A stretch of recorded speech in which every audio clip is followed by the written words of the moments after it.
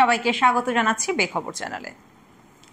ইরানের প্রেসিডেন্ট ইব্রাহিম রাইসিকে বহনকারী হেলিকপ্টার বিধ্বস্তের ঘটনায় তদন্ত শুরু হয়েছে। তদন্তের জন্য ইরানের উচ্চ পর্যায়ের একটি দলকে নির্দেশনা দিয়েছেন সশস্ত্র বাহিনীর প্রধান মেজর জেনারেল মোহাম্মদ বাগেরি। এরই মধ্যে বিধ্বস্ত ওই হেলিকপ্টারে রেডিও সংকেত পাঠানোর ট্রান্সপন্ডার ছিল না বা বন্ধ ছিল বলে চাঞ্চল্যকর তথ্য দিয়েছে তুরস্ক। গত রোববার দুপুরে ইরানের পূর্ব আজারবাইজান প্রদেশের ভারজাগান এলাকায় ওই হেলিকপ্টার বিধ্বস্ত হয়। এতে রাইসি ছাড়াও ইরানের পররাষ্ট্রমন্ত্রী হোসেইন আমির আবদুল্লাহিয়ান ও 6 আরোহী ছিলেন। গতকাল সোমবার সকালে দুর্গম পাহাড়ি অঞ্চলের জঙ্গলের ভেতরে বিধ্বস্ত হেলিকপ্টারটির খোঁজ পাওয়া যায়। এরপর সব আরোহীর মৃত্যুর খবর নিশ্চিত করে তেহরান। গতকাল গঠন করা ওই তদন্ত দলটি নেতৃত্ব দিচ্ছেন ইরানের সেনা কর্মকর্তা ব্রিগেডিয়ার আলী আবদুল্লাহি। দলটি এরই মধ্যে ঘটনাস্থলে পৌঁছে কাজ শুরু করে দিয়েছে। তদন্ত শেষে প্রতিবেদন জমা দেবে তারা।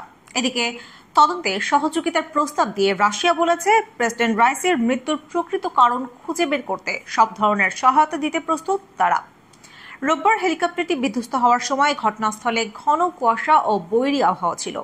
সেই সূত্র ধরে সরকারি গণমাধ্যমে প্রাথমিকভাবে এটুকুই বলা হয়েছে, খারাপ আবহাওয়ার কারণে হেলিকপ্টারটি বিধ্বস্ত হয়েছে।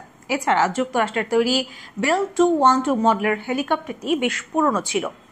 কয়েক দশক ধরে যুক্তরাষ্ট্রের নিষেধাজ্ঞার কারণে ওই দেশ থেকে বহু বছর হেলিকপ্টারটির জন্য প্রয়োজনীয় সরঞ্জাম আমদানি করতে পারেনি ইরান। এর আগে 2018 সালের এপ্রিলে ইরানে একই মডেলের একটি হেলিকপ্টার বিধ্বস্ত হয়েছিল। রাইসিকে বহনকারী ওই হেলিকপ্টারে রেডিও সংকেত পাঠানোর ট্রান্সপন্ডার ছিল না বা বন্ধ ছিল বলে জানিয়েছে তুরস্ক। হেলিকপ্টারটি উদ্ধারে অংশ নেওয়া তুরস্কের দলের প্রাথমিক তদন্তে এই তথ্য উঠে এসেছে বলে জানিয়েছেন দেশটির যোগাযোগ মন্ত্রী আব্দুল কাদের উরালুলু।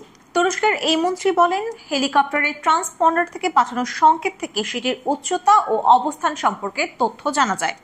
বিধ্বস্ত হওয়া হেলিকপ্টারটি থেকে এমন সংকেত খোঁজার চেষ্টা করেছিল তুরস্ক, তবে তা পাওয়া যায়নি। মনে করা হচ্ছে দুর্ভাগ্যবশত ওই হেলিকপ্টারের ট্রান্সপন্ডার ছিল না বা বন্ধ ছিল। তুরস্কের দেওয়া এই তথ্য ইরানের শীর্ষ কর্মকর্তাদের পুরনো হেলিকপ্টার ব্যবহারের বিষয়টি সামনে আনছে। এসব হেলিকপ্টার নিয়ে উদ্বেগের মধ্যে সরকারকে 2টি রুশ হেলিকপ্টার কেনার প্রস্তাব দিয়েছিল ইরানের কর্মকর্তারা। ইরানের সাবেক পররাষ্ট্রমন্ত্রী মোহাম্মদ জাভাদ জাফরি বলেছেন, রাইসিকে বহনকারী হেলিকপ্টারটির বিধ্বস্তের জন্য যুক্তরাষ্ট্র দায়ী, কারণ দেশটির নিষেধাজ্ঞার কারণে হেলিকপ্টারটির প্রয়োজনীয় সরঞ্জাম কেনা কঠিন হয়ে পড়েছিল। একই ভাষ্য রাশিয়ার পররাষ্ট্রমন্ত্রী সের্গেই ল্যাভরভেরও। মঙ্গলবার কাজাখস্তানের রাজধানী আস্তানায় অনুষ্ঠিত সাংহাই কোঅপারেশন অর্গানাইজেশনের সম্মেলনে তিনি বলেছেন, যুক্তরাষ্ট্রের তৈরি বেসরকারি আকাশযানের সরঞ্জাম সরবরাহের ওপর নিষেধাজ্ঞা দিয়ে মানুষের জীবন ঝুঁকিতে ফেলেছে মার্কিন সরকার।